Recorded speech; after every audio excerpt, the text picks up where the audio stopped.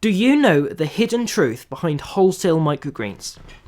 After talking to hundreds of chefs about microgreens, I have heard many complaints about wholesalers' microgreens, such as they are grown too large, they arrive in a terrible state, they don't last very long, and much more. So after researching the journey these microgreens take from farm to table, I discovered the truth.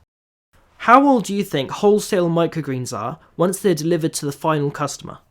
I thought they would only be about a day old, but they are actually up to 3 days old, though some are even 5 days old.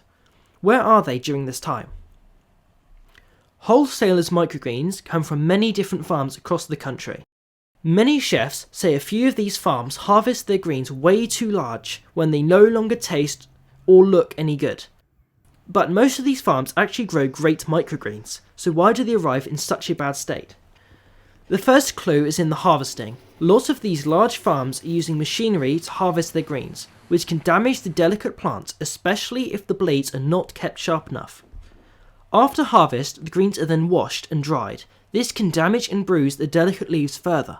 They are then packed into punnets before being refrigerated for up to 12 hours until they get sent to the distributor or wholesaler in a truck.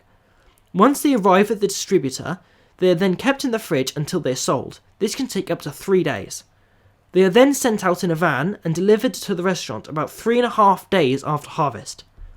Once they arrive, the shelf life on these greens is less than a week. This means chefs have to order multiple times per week. This is why I started sending my microgreens out by post. I harvest my greens, pack them, then send them out by post in an insulated box with ice blocks. My greens arrive in less than 24 hours of harvest and can easily last 2 weeks or more.